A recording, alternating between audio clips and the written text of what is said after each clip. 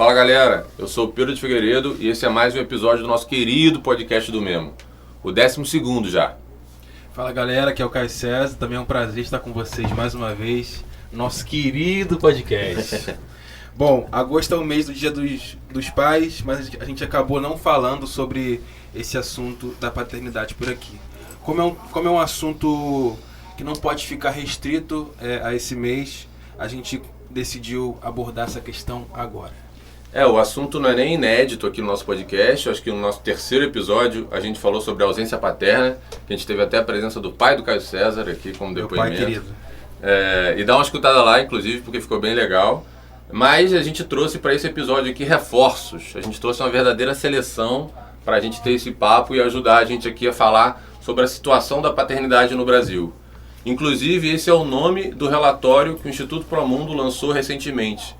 A gente está aqui no estúdio com a Sandra Vale e o Daniel Lima, ambos do Promundo, com o Diego Francisco, do Afropai, que também participou do relatório, né? E com o Carlos Renato, que é o pai adotivo de uma menina linda, não é isso? Isso. Boa. Muito obrigado pela presença de vocês aí, viu? Olá, obrigada aí pelo convite, um prazer estar aqui. Boa. A ideia é a gente bater um papo e entender melhor o que é esse relatório, o que ele traz de informações legais para a gente pensar e falar sobre as questões de paternidade, né? Mas antes de começar, é sempre importante agradecer a Cartago, as sandálias masculinas da Grendene, que acreditam que o homem deve ter liberdade para ser o que ele quiser ser, para usar o que quiser usar, sem barreiras, com estilo e conforto andando juntos. Você encontra os produtos da Cartago nas melhores lojas aí do onde você mora, ou na loja online da Grendene, no site cartago.lojagrendene.com.br e também no Instagram, no @sandecartago. Muito obrigado, Cartago, pela parceria aí de sempre. É um grande prazer pra gente. Boa. Inclusive, a gente trouxe aqui pares de sandálias da Cartago para distribuir aos nossos convidados. Olha que Não basta participar e fazer um relatório. Olha! Muito obrigado, hein? Muito bom. Bom, vamos em frente porque o assunto de hoje é importante demais.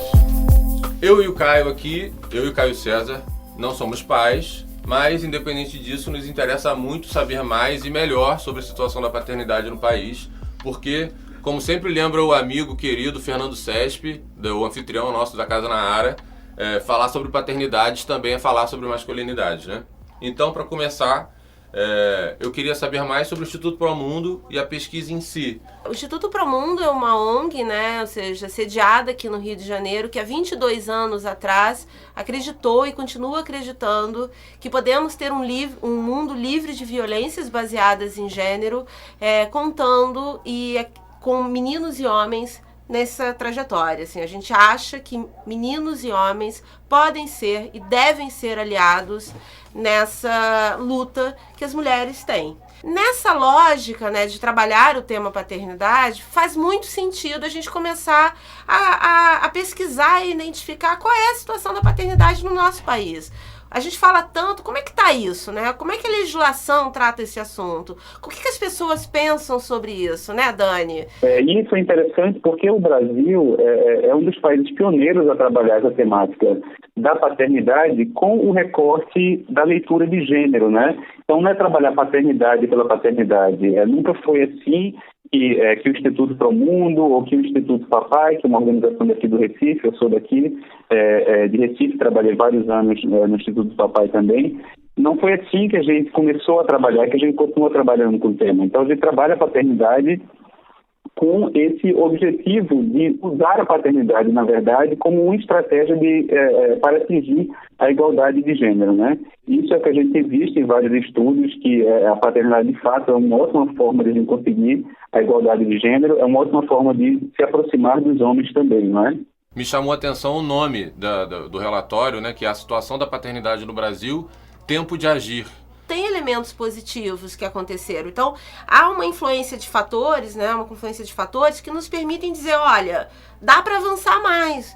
As empresas estão mais abertas a isso. Então, acho que sim, o relatório é uma chamada mesmo. O Dani participou do Ministério da Saúde de algumas iniciativas relacionadas à saúde do homem e especificamente com relação ao pré-natal, né, feminino, onde houve uma mudança importante na participação do homem nesse processo, que demonstram essa diferença. Então, sim, o nome do relatório tem esse sentido. Vamos lá, galera, tá na hora. Né? Uma convocação. É uma convocação. Sem ter o desejo dos homens, nada vai para frente. Sem ter o desejo do pai, não vai para frente.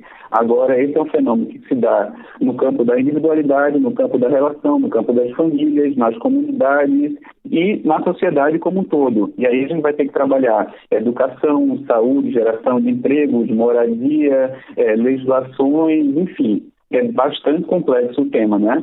Legal. A gente vê que esse tema é um tema muito comum nas nossas rodas e que mexe muito com os homens, né?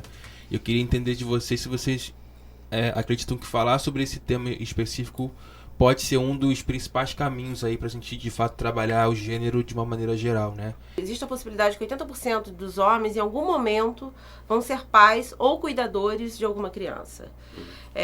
Isso é significativo, né? Isso é significativo. A gente acha que a paternidade, as paternidades, né? Porque não é só um tipo de paternidade. Eu vou querer. Já daqui a pouco eu pergunto por que esse plural. Ela é uma porta de entrada, uma porta bacana de entrada pra gente falar sobre muitas coisas. A gente consegue falar sobre violências, a gente consegue falar sobre gênero, a gente consegue falar sobre exploração sexual de crianças e adolescentes, a gente consegue falar sobre muitos temas através da porta das paternidades. Mas não é a principal, não deveria ser a principal. A gente precisa falar de um processo de transformação. Mas não dá, a gente já viu, eu acho que a gente já viu que enfiar o pé na porta não é a melhor opção para nada. Então, se a gente puder fazer isso de uma maneira colaborativa, de uma maneira construindo junto, a paternidade, trabalhar esse tema das paternidades se demonstrou um dos caminhos. Sim. Então, por que não? Né?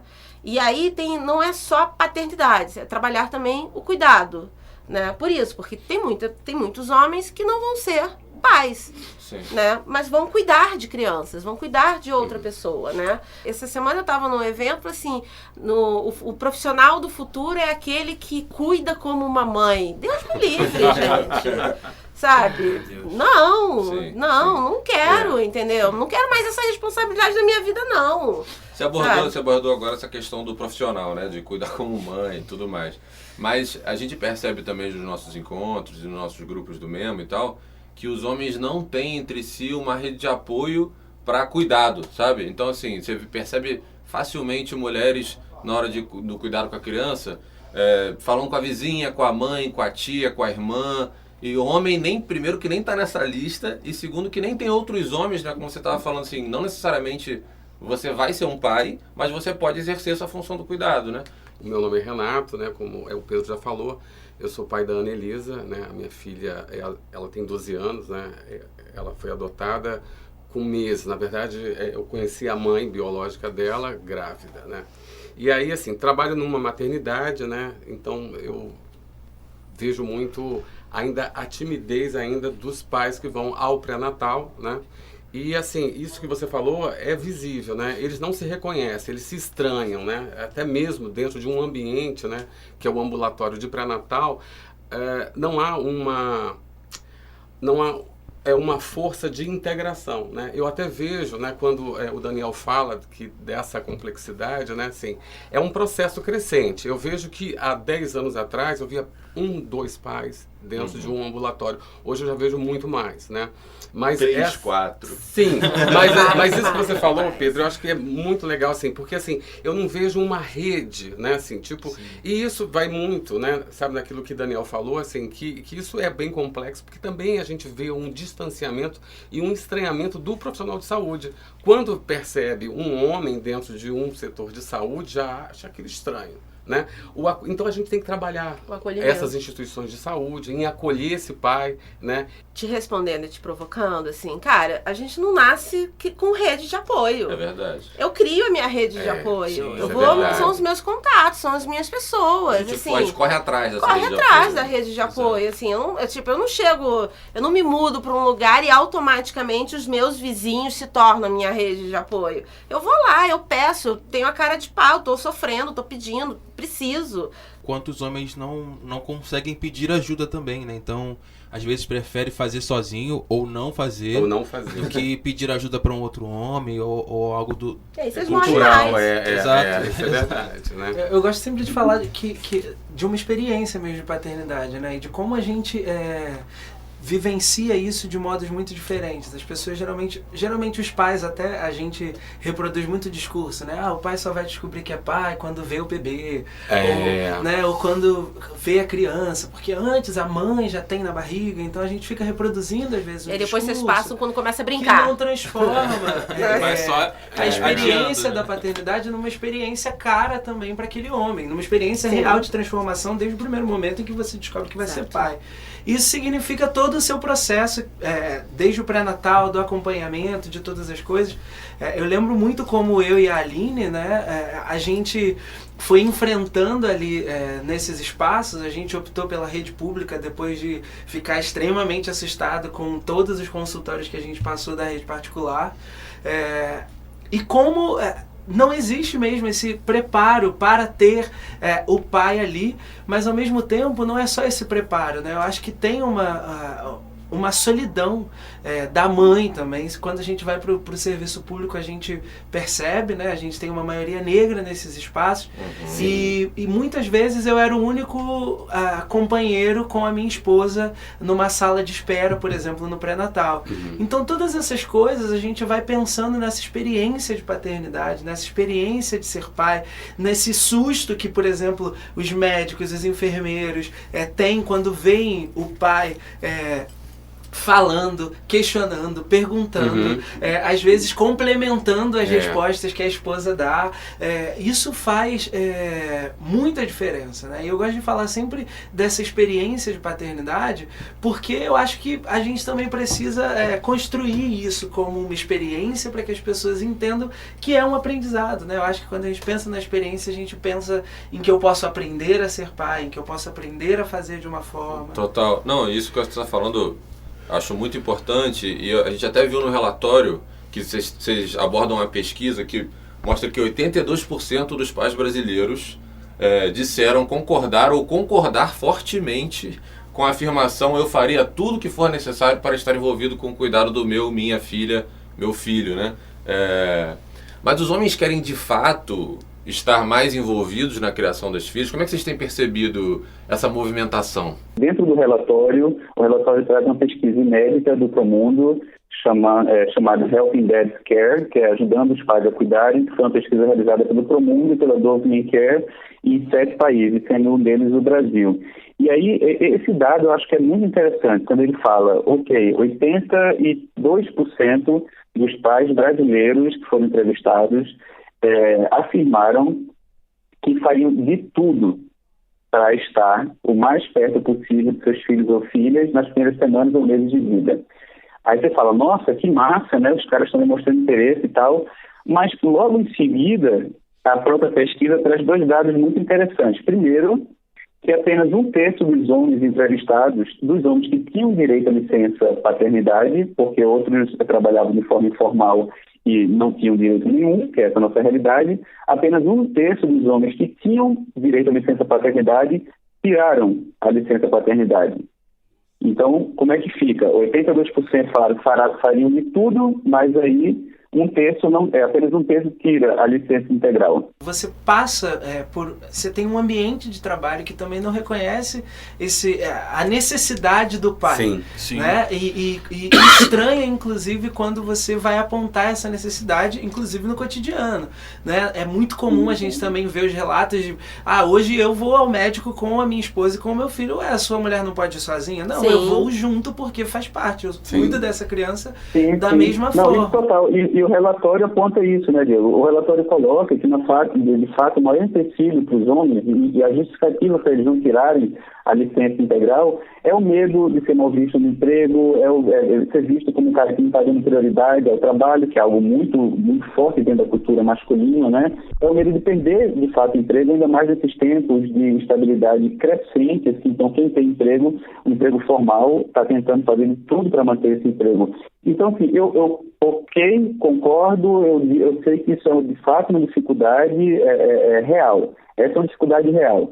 No entanto, uma outra pergunta do relatório era em relação aos dias da licença. Se eles achavam que a licença de 5 dias ou no máximo 20 dias, né, como é possível hoje após a aprovação do marco legal da primeira infância, se seria suficiente. E a imensa maioria, se não me engano, perto de 90% dos homens dizem que era suficiente. Aí você fica assim, caramba, mas ele está falando que faria de tudo para ficar mais próximo dos seus filhos ou filhas nas primeiras semanas e meses. Mas ele fala que a licença de 5 dias é suficiente. Isso não faz o menor sentido.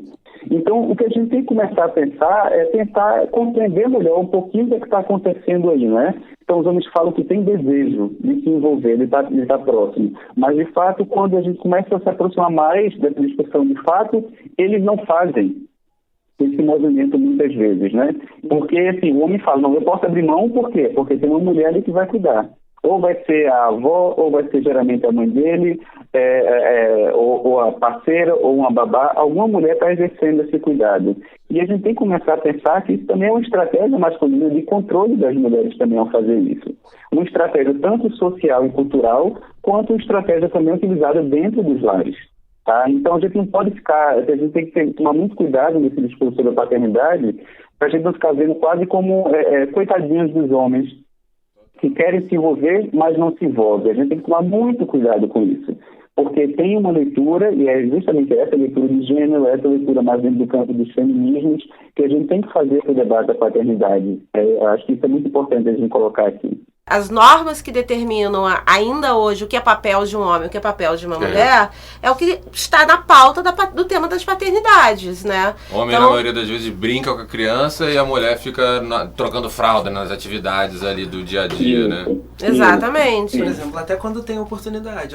Quando o Antônio nasceu, eu trabalhava no poder público, né? Eu trabalhava na Assembleia Legislativa do Rio, e a Assembleia Legislativa do Rio de Janeiro tem uma licença paternidade de 30 dias.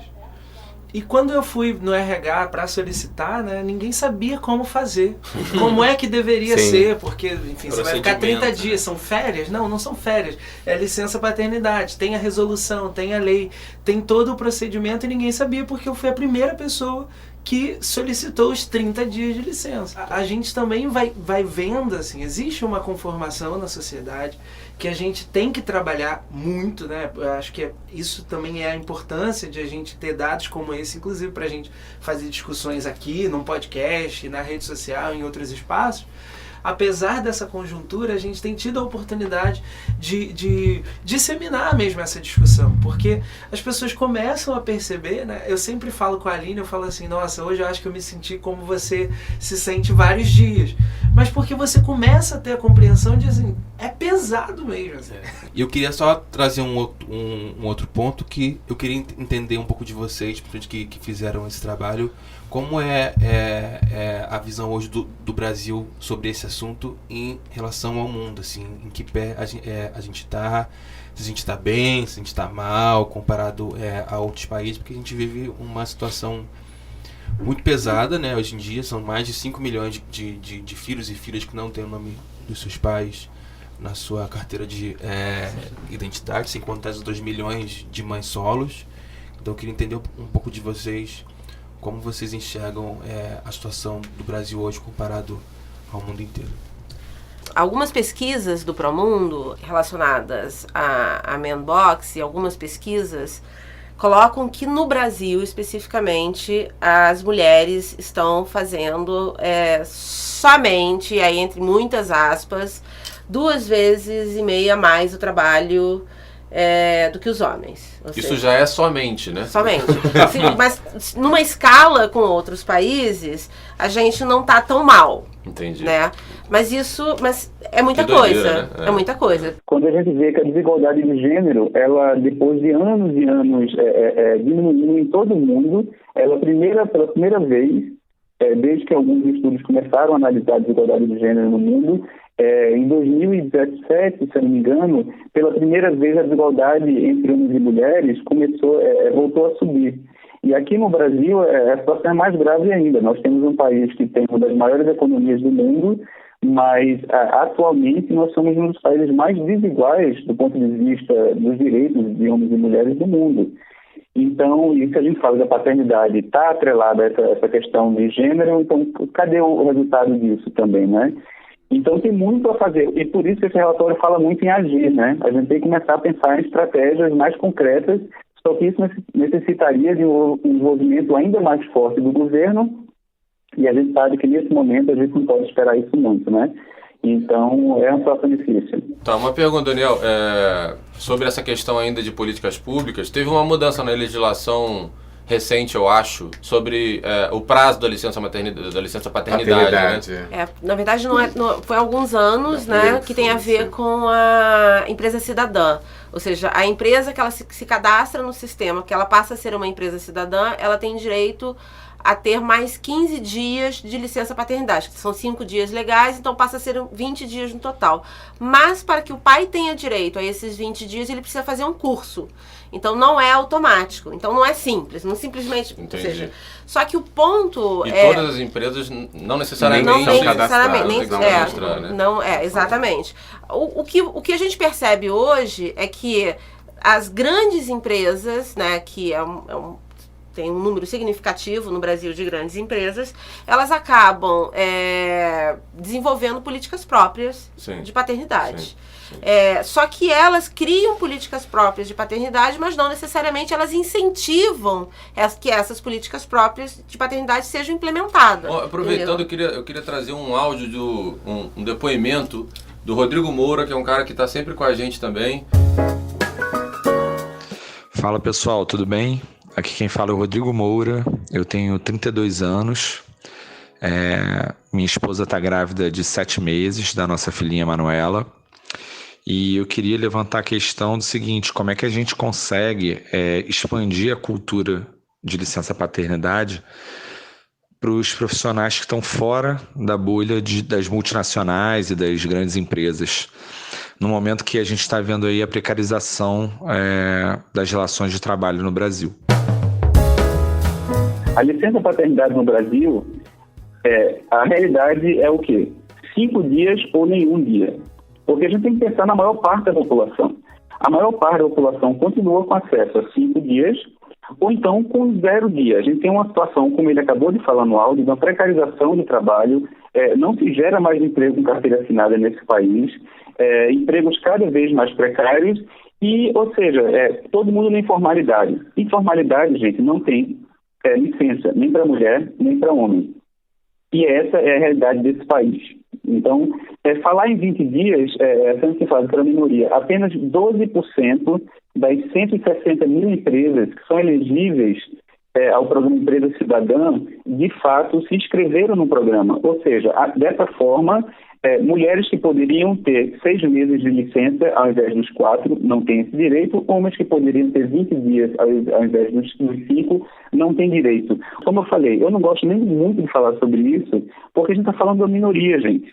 Então, a minha preocupação e a preocupação do Promundo e de várias outras organizações é pensar a maioria. A maioria dos homens brasileiros tem acesso a 5 ou a nada. Comprovadamente, o que facilita o maior envolvimento dos homens e também contribui para a maior igualdade de gênero é quando a gente fala da licença parental, que é essa licença familiar, que vai ser dividida ali entre o casal, quando a gente tem um casal. E não apenas entre o casal homem e mulher, mas o casal também é homoafetivo, ou então no caso de um homem que adota uma criança sozinho, e aí ele vai poder ter 6 meses. Então a gente tem que mobilizar, a gente tem que se organizar. Então, eu acho que tem um caminho também que a gente fala muito, né? Que é a gente começar a pensar muito sobre o cuidado, sobre o afeto, né? Sobre como é que a gente transforma a nossa sociedade, sobre como é que a gente pensa as nossas redes e constrói redes de apoio e do suporte através do afeto. Sim. E aí eu acho que é essa mudança de comportamento que a gente quer no masculino, não necessariamente no homem, mas no masculino, que tem a ver com a mudança pelo afeto. Ou seja, eu quero um homem mais afetuoso. Eu participei do colóquio de masculinidades na Costa Rica e teve uma palestra de um homem trans. E ele falou que durante o processo dele de transição, ele percebeu que uma das questões, quando ele era uma mulher, o pai o beijava. Quando ele fez o processo de transição, o pai parou de beijá-lo. E aí ele falou assim, o meu processo de transição me fez perder o afeto do meu pai. E aí eu não quero perder... Você é homem, né? Eu não vou dar ficando beijinho. Eu não quero perder o afeto. Eu fico lembrando muito da minha trajetória. Eu morei no Borel a vida inteira, né? E só depois de muitos anos, depois de 30 anos... eu saí desse espaço, mas assim, toda a minha vida, e às vezes quando eu vou, né, a minha primeira infância foi sem a participação do meu pai, então era minha mãe e minha avó. O meu pai, ele volta para casa quando eu tenho 8 anos, 9 anos, então a gente vai ter um outro processo de conviver com essa figura masculina, paterna, o próprio exercício da paternidade. Eu digo sempre que assim, meu pai, eu consegui ver o meu pai de novo depois que eu casei e saí de casa. Né? Isso virou uma outra relação, um outro relacionamento. Hoje o Antônio, por exemplo, ele passa tardes na creche do vovô. Então assim, meu pai hoje é um cuidador do Antônio com 1 ano e 2 meses. Então assim, com todas aquelas necessidades que uma criança tem. Então é o cara que troca a fralda, que cuida, que dá comida e tudo mais. Mas quando a gente olha para essa relação, né, esse foi um dos motivos de criar, por exemplo, um podcast para falar de paternidade negra e de afirmar a existência dessa paternidade. Dizer assim, existe... Escutem, amigo, Afropai, hein? Existe uma paternidade negra, que é um exercício, né? Tudo isso é uma essencialização. A gente cria, existe uma paternidade negra para discutir isso, né? E que é isso mesmo. Como é que a gente faz? Se, assim, os filhos dos pais negros estão sendo assassinados a cada 23 minutos nesse país. Né? Muitos pais negros jovens estão sendo assassinados a cada 23 minutos nesse país. Ou então, presos, assim, né? Ou presos. A gente tem um país que mata homens. Né? Então, assim, na escala de homicídios, a gente tem 70, quase mais de 70% dos homicídios no Brasil são contra homens. Homens né? negros jovens até 24 então, anos. A gente tem uma realidade para pensar o dia a dia. Eu sempre gosto de falar que esse é um desafio falar de paternidade na favela onde eu nasci. Com as pessoas e falar assim, olha, você tem que cuidar. Como assim? Eu passo 15 horas, 12 horas é pouco até. Sim. Às vezes esse cara sai 2 horas antes para chegar no seu trabalho, para trabalhar um dia extenuante, para voltar 2 horas no transporte público. Precarizado. Ou então ele vai, né? Que é uma outra experiência, né? A precarização da locomoção, do acesso na cidade, isso te deixa mais cansado, isso aumenta a exaustão, isso aumenta a sanidade, inclusive. Renato, a gente ainda não falou aqui, você como um pai gay de menina adotiva, sim. Você queria trazer, você se incomoda de colocar esse recorte? Não, eu acho assim, assim, você? A gente tem, na verdade, uma relação super aberta. A minha filha sabe que é adotada, entendeu? Ela sabe que eu gosto de homens, entendeu? E tá numa boa. Né? Mas assim, isso é uma construção. Sim. Isso é uma construção. Para falar de paternidade, até mesmo de masculinidade, a gente precisa superar às vezes, né? Eu tenho certeza que nas rodas do Memo vocês ouvem, né, como várias vezes para falar sobre masculinidade as pessoas precisam se deparar com o quanto aquilo era tóxico, era ruim ou fazia mal e tal. E sobre paternidade é a mesma coisa. Assim. Hoje eu tenho a possibilidade de ter tempo para vivenciar essa paternidade. E eu acho que isso faz toda a diferença na minha percepção sobre esse cuidado, sobre esse processo, né, que poucas pessoas têm no dia a dia, na realidade, de fazer isso. né? Eu fico olhando às vezes no meu próprio grupo de origem, assim, nos meus amigos, nas pessoas que tiveram filhos ou que têm agora, sobre como não se troca também as experiências de paternidade, do cuidado, sobre como antes de ser pai, eu nunca tinha trocado, por exemplo, nunca tinha parado numa roda com os meus amigos e eles tinham falado sobre como é que era a paternidade deles, ou sobre quais eram os cuidados ou quais eram as necessidades. Então eu acho que a gente também vai superando ou conseguindo falar dessas questões à medida que a gente consegue superar essa barreira. E eu acho que é por isso que é muito importante que a gente fale mesmo, uma vez que a gente esteja nesse lugar, que a gente produza todas as possibilidades de falar, de trocar, de dividir, de compartilhar, porque a gente acaba ampliando a discussão, né, fazendo com que mais pessoas se acheguem a ela. Hoje, por exemplo, é muito comum a gente falar de grupos que discutem masculinidade, né? Não tem um só, mas tem, milhões, tem vários, de vários tipos diferentes, com vários grupos diferentes. Com abordagens diferentes, né? Com abordagens diferentes. Então, assim, olha que incrível, né? A gente pensar que é esse movimento de um passo atrás do outro, às vezes que parece um trabalho de formiguinha, parece que não está surtindo nada. Às vezes a gente se sente até meio impotente, né? Porque você fala assim... Mas a gente já avançou muito. Sim, e a gente vai vendo quando uma discussão começa a se tornar, né, mais corrente, quando a gente começa a ver outras pessoas falando. Eu acho muito engraçado que as pessoas falam, nossa, então, a paternidade negra, né, seu afropai, né? Mas você fala assim, nossa, isso começa a ser difundido, a ganhar a sociedade. Eu acho que isso vai provocando também as mudanças que a gente espera, deseja, que a gente sonha. E como envolver mais os homens, né, nessa prática? Como chamá-los, né? Como convocá-los, assim? Eu acho que esse relatório já é, de uma certa forma, uma convocação, como a gente estava falando aqui quase durante o papo todo. Mas vocês veem algumas maneiras práticas de trazer os homens para esse cuidado, né? Que essa discussão de ideologia de gênero, né? E assim, o que está sendo feito contra, né? Na verdade, uma ideologia de gênero que para mim é fake, isso tudo que se fala, que não existe, né?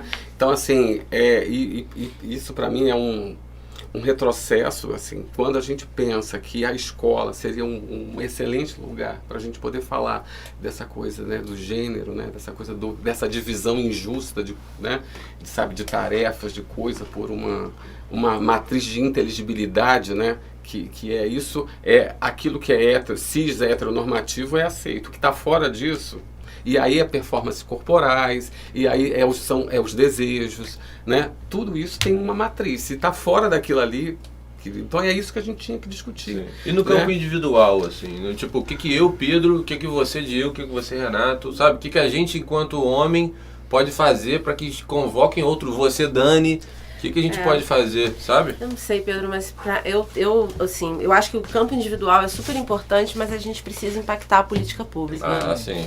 Porque individualmente, claro que é importante a gente falar, a gente ir para as rodas, né? Isso que o Diego estava colocando ali, né? Nos grupos, nas ações, já é uma ação, né? Mas a gente precisa escalonar. Sim. E quem escalona são a política pública e as empresas. Se eu pego uma empresa que tem 5 mil, 10 mil, 20 mil, 100 mil funcionários, eu estou escalonando, né? Porque aqueles 100 mil funcionários estão lá para a comunidade dele. Se ele tem no mínimo ele tem 3 pessoas no seu núcleo familiar, isso já virou uma onda. Você, pessoa do RH, escute o que a Sandra está falando aqui. Eu sempre vou acreditar que a organização coletiva ela é capaz de produzir alguma coisa, nem que seja ampliação do debate. Sim. Porque eu acho que se a gente consegue levar, ainda que seja, porque é isso, assim, se a gente tem um debate hoje sobre uma ideologia de gênero que a gente aqui concorda que, por exemplo, é algo fake, é algo que não existe da forma como ela é propagada, difundida, eu acho que a gente tem um debate na sociedade. E o debate na sociedade também possibilita que as coisas novas e boas surjam, sabe? Então, eu acho que a gente não pode perder de vista a dimensão. O Betinho Herbert de Souza dizia que para ter sentido a gente não pode perder a dimensão do sonho, sabe? Então, eu acho que a gente não pode perder a dimensão do lugar da sociedade que a gente acredita, simplesmente porque a conjuntura ela recrudesceu, fechou, tá difícil, né? Eu acho que a gente tem que continuar no nosso trabalho coletivo de ampliar a discussão, de fazer com que nós somos pessoas políticas. Isso aqui é uma tentativa de ampliar o debate. A gente com o Memo, a gente percebe que há aí movimentação, um governo que é muito ruim, que meio que tem horror a qualquer coisa sobre gênero, mas eu particularmente vejo que esse empenho em querer saber sobre o assunto cresceu muito nesse ano. Então, eu queria saber de vocês como vocês enxergam aí os próximos anos, se tem uma tendência positiva ou não. Mesmo a gente sabendo que a necessidade maior é de políticas públicas, como a gente sabe que nesse momento a tendência é isso não acontecer, então a gente tem que cada vez mais tentar entrar em contato com os homens, entrar em contato com homens que têm experiências de masculinidade, experiências de paternidade diversas, e a gente tenta fazer isso no relatório, não é à toa. O relatório é fechado com um capítulo chamado Com a Palavra dos Pais. E é algo que não existe nos relatórios internacionais, é algo que a gente tentou trazer, eu e a Milena, que também elaborou esse relatório comigo, a gente tentou trazer para esse relatório para justamente tentar trazer essa paternidade no plural. Então, a gente foi atrás de pais que têm experiências diversas. Então, assim, só para resumir, eu acho que a gente tem que entrar em contato com esses homens, a gente tem que escutar experiências diversas de paternidade e, de repente, no momento atual do Brasil, esse é um dos caminhos, né? É acreditar nessa potência que pode sair através dessas histórias e que a gente tem muito para aprender ainda, né? Nesse campo. E eu acho que esse é um campo que vale a pena muito apostar, né? Escutar as diversidades dentro das paternidades e trabalhar a partir daí. Muito bom. Tem uma situação que eu acho que a gente precisa se entender como pessoas políticas. Somos agentes políticos, somos agentes de transformação. E eu acho que a nossa atuação precisa ser de incidência política. Individual, coletiva, concordo plenamente com você. Tá difícil? Tá difícil pra caramba, é super difícil ser informado e ser feliz atualmente, mas não tem jeito, gente, não tem jeito, assim, eu acho que eu tenho 46 anos, 30 anos atrás, quando você olhava as notícias de 30 anos atrás, antes do processo democrático, era difícil pra caramba também, a gente acreditou, mas muita coisa avançou nesse tempo. Muita coisa está sendo destruída? Tá. Tem muita coisa que não volta atrás. Mas muita coisa não vai avançar, não vai voltar.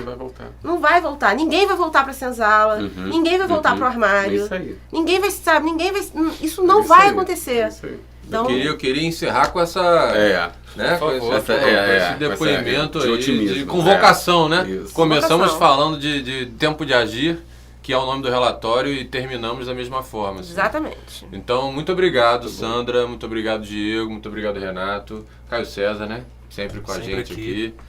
Muito obrigado, Daniel, que tem que cumprir aí, né, o seu papel de pai aí, buscar sua filhinha na escola. Filho. Chico, né? Francisco. Cisco. Muito bom. Então, muito obrigado pela sua participação também. Foi um prazer ter... A primeira vez, né? Primeira vez que tivemos uma pessoa à distância participando, assim, integralmente do nosso episódio. Tá em Recife. Que tá em Recife, muito bom. Muito obrigado pela oportunidade aí. Virar a regra. Legal. Muito obrigado por tudo. Foi um prazerzaço. Assim a gente encerra, então, né? Nosso querido episódio. Pra mim foi uma aula do início ao fim. Eu tô aqui emocionado, muito entusiasmado com tudo que a gente falou aqui. E muito obrigado também a todo mundo que tem escutado a gente, tem acompanhado mesmo no podcast. É muito legal toda a troca que a gente está tendo e as conversas que a gente está desenvolvendo com vocês. Se vocês quiserem continuar conversando com a gente, por favor, é só mandar um e-mail para podcast@memo.com.br ou contato@memo.com.br e também nas directs, né? A gente vai respondendo as directs de Instagram, com certeza. Essas coisas todas. O Memo existe porque os problemas de gênero são problemas nossos também e porque já passou da hora da gente assumir a nossa responsabilidade. Nós, homens, somos os protagonistas da violência contra mulheres, contra grupos minorizados e contra nós mesmos. Vamos juntos, meus amigos. Abração e até o próximo episódio. Muito obrigado. Galera. Muito bom.